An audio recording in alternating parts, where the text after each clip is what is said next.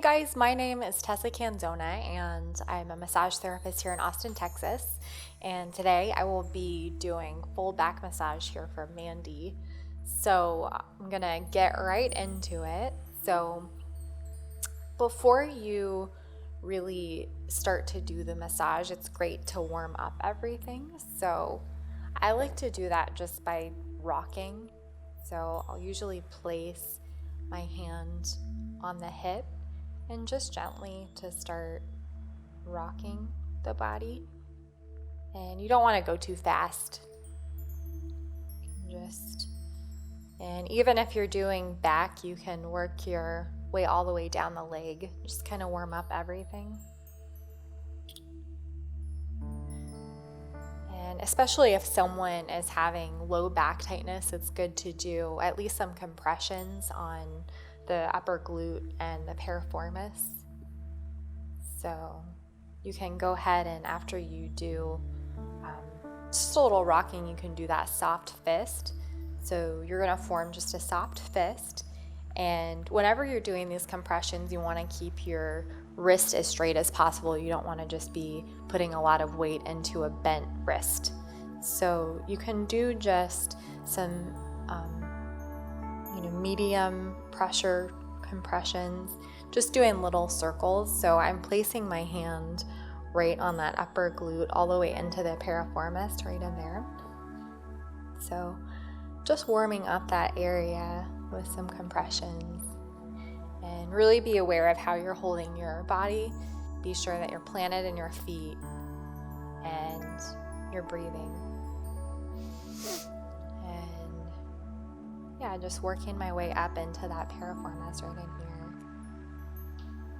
And I really like to do compressions over shorts or even a sheet. Before I even pull back a sheet when I'm in a session, I'll do compressions with the sheet under my hand.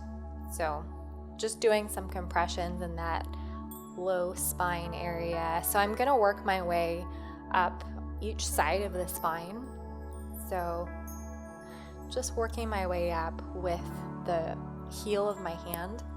So again, just you can bend your wrist a little bit, but just be sure that you're not feeling any pain.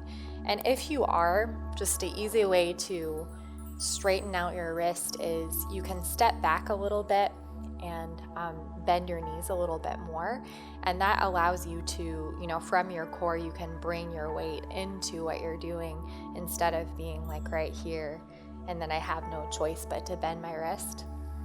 So I'm feeling all right. I'm going to stay right here and just keep doing these compressions along that thoracic spine area.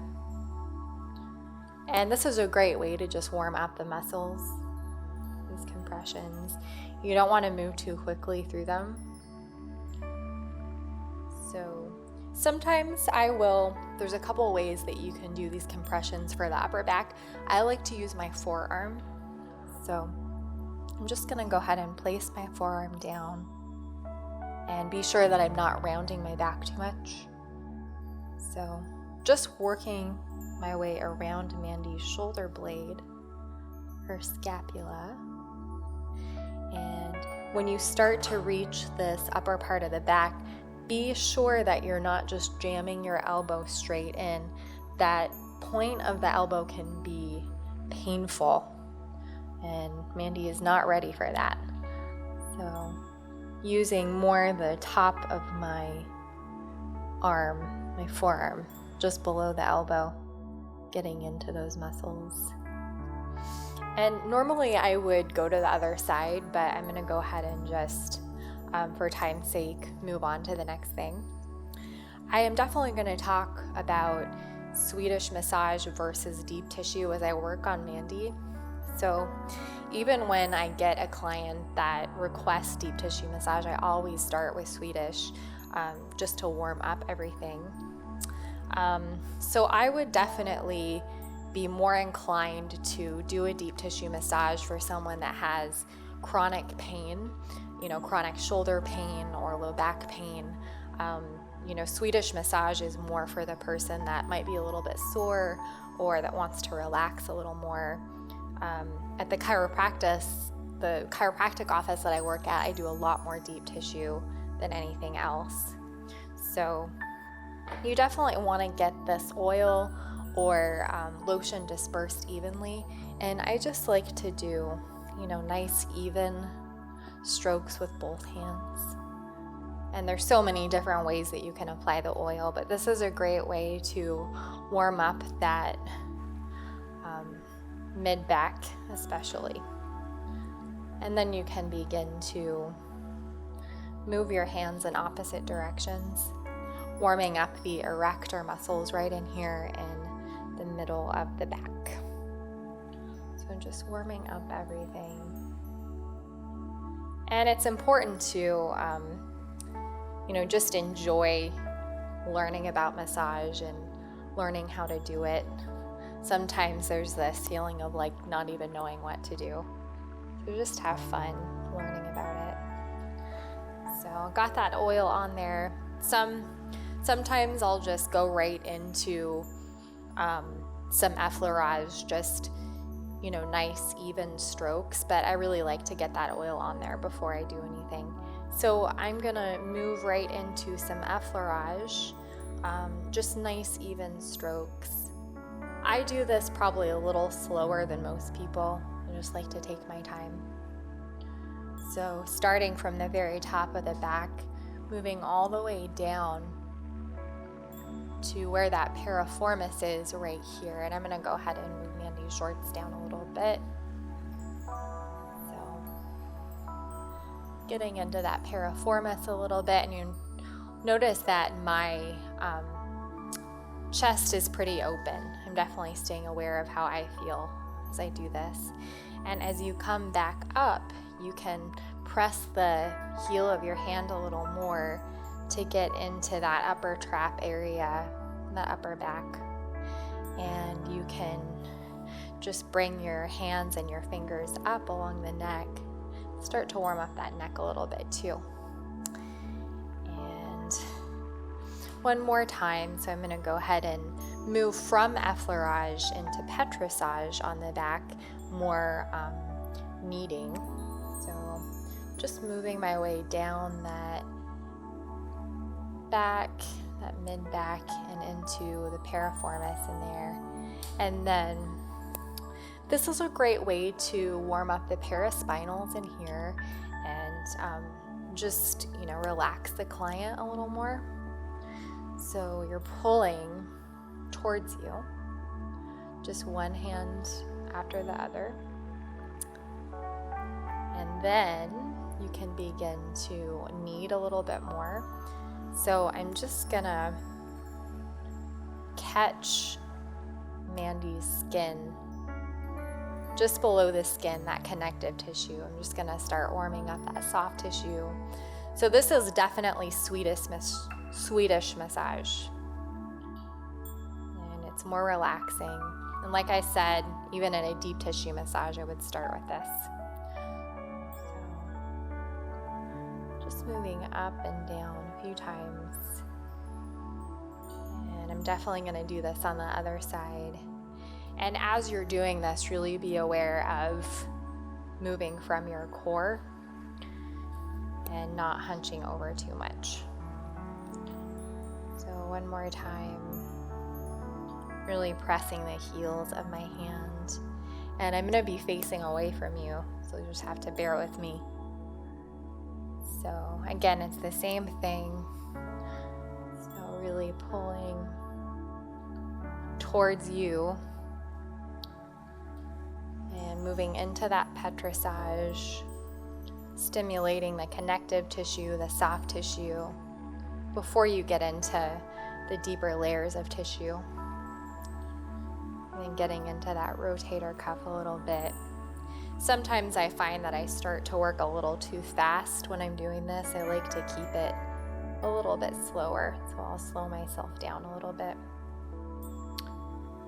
So the connective tissue, the soft tissue is definitely warmed up now. So this is a good time to talk about deep tissue compared to Swedish massage. So this is still Swedish, these nice, long, even strokes. I'm starting to deepen the pressure a little bit though. Just pressing a little more firmly. And I like to do this a few times. This is great for the erector muscles along the spine.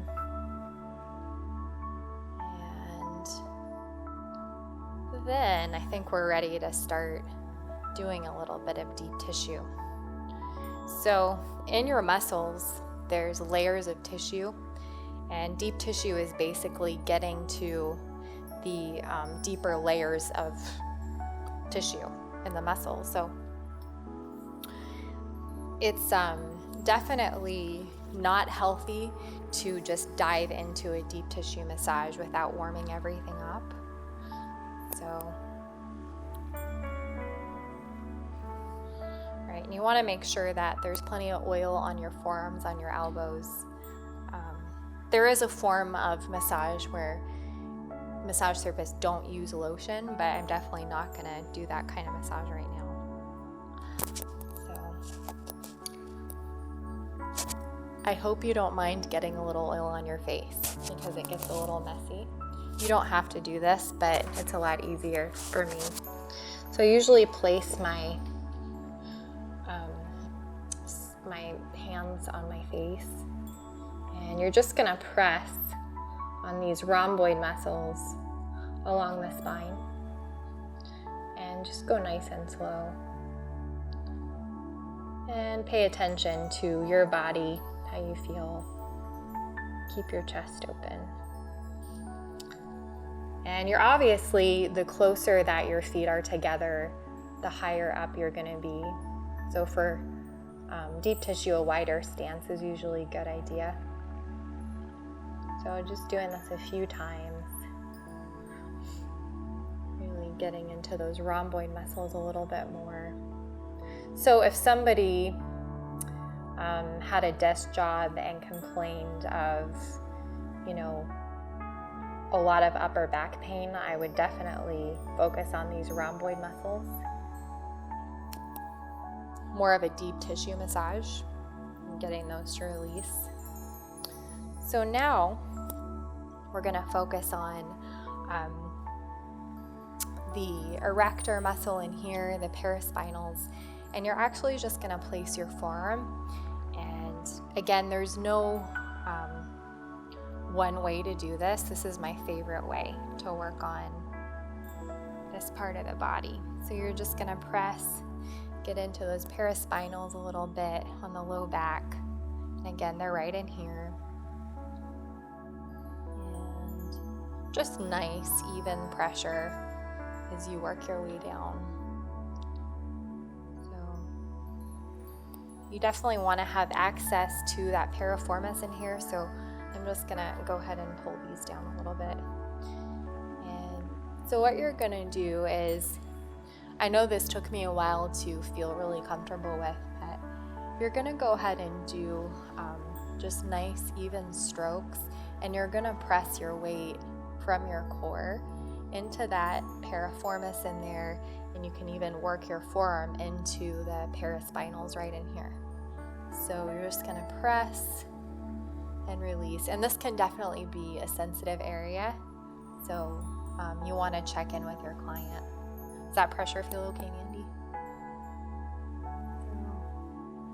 You just want to do that a few times and really just getting the right amount of pressure in there.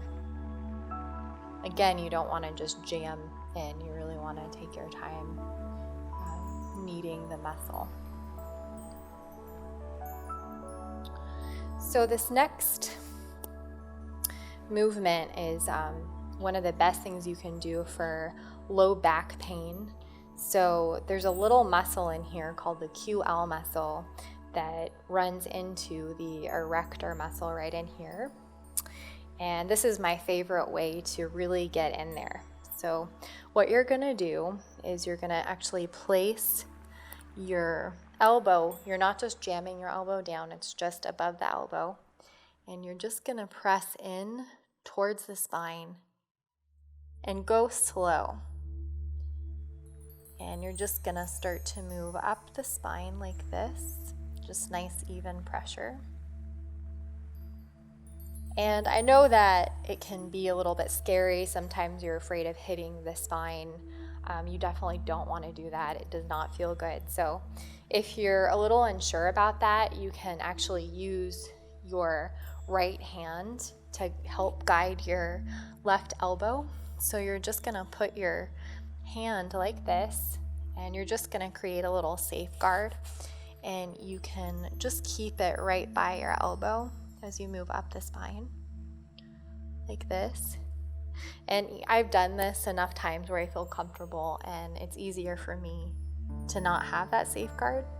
So I'm just gonna work my way up, and you don't want to move super quick. You want to just find a nice pace moving up that muscle.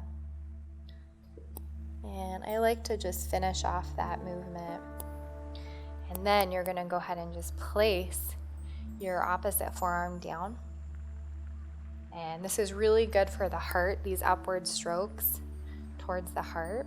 So I'm noticing that I'm kind of forgetting about my feet, my body. So I'm just going to reposition myself and then start to move up the spine. And again, nice even strokes. And do this a few times, really just pressing firmly on that muscle that runs along the spine. Just pressing. And finally, moving into the upper back. You don't have to hold your hand like I am. I find that this gives me more leverage. You can just release this hand, put it on your hip. Sometimes if my low back is sore, I'll even place my left hand on my back just to stay aware of what I'm doing. So just pressing. And you want to work your way. I will usually start in the rhomboids and work my way up into the levator scapula, the upper trap. So really staying just to have a strategy of like what you want to do. So start with one muscle group, and you can start to go deeper. If somebody has chronic upper back pain, deep tissue would be excellent for just improving that. So just pressing, and now I'm starting to work into the scapula in here a little bit more. So moving away from that upper trap, and what you're going to do is just follow that muscle all the way around the shoulder blade. And this is when you might need to widen your stance a little bit. So you want to feel good as you're doing this. So just working your way around that scapula. And this is a good time, if your client is ready, you can really start to apply for more pressure. So Mandy, do you want more pressure? Okay, so I'm going to start just pressing more, staying with that nice even pressure, just more pressure. Just working my way around the scapula, applying a little more pressure. And I notice that I need to widen my stance. I'm starting to hunch over more. So widening your stance always helps with just being able to stay upright. And Mandy's upper trap right in here is definitely tense. So I'm just going to revisit that, applying more pressure. And sometimes if there's a lot of tension, I'll just hold it. So this is trigger point. So I'm just going to hold it for 10 seconds right here on that upper trap. And you don't really need to hold it more than 10 seconds. And then working my way around that muscle, working through some of that tension. And I'm going to do that one more time on the upper trap. I'm just going to hold. You can actually feel that muscle start to release, that muscle fiber start to stretch more. And the most important thing when you're starting to apply more pressure, you just want to keep the pressure even as you work your way in and around the different muscles up there. So go ahead and finish that side. And you don't want to stay too long in one area when you're doing deep tissue. At least that's not my style. I like to just keep moving throughout the back and then revisit places that are especially tight. It can just be too much to stay in one area for the whole time, especially when people are just starting to get massages. So I'll just kind of, throw in a little bit of Swedish even when we're focusing on deep tissue massage. And I'd like to show you if somebody has more upper back stiffness than low back stiffness, you can, just like when we started and you are moving from your effleurage into deep tissue and you don't feel a need to visit the low back like we did, you can from here, from this movement, so you're going to reach the top, you can just place your hand on top, walk yourself back, and you can just place your forearm and spend more time in the upper back. So you can just start to move up, and I'm going to show you on the other side too. So again, what you're going to do is from this movement, from this effleurage movement, nice relaxing stroke, you're just going to step yourself back. And also if somebody has a lot of tightness in their mid-back and that erector muscle, if they're laughing, if they're ticklish, this is a great way to apply broader pressure, and that can help combat the ticklishness that can happen. So just working my way up and around.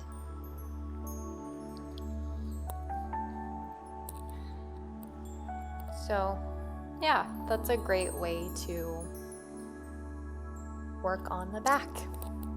I just want to thank you for watching this video today. It's been a pleasure working on Mandy. If you would like to book a massage with me, I work at Lifetime Spines Chiropractic, and you can find that link down below. If you like this video, please subscribe. If you have any requests, let me know. And I hope you have a great day. All right, bye.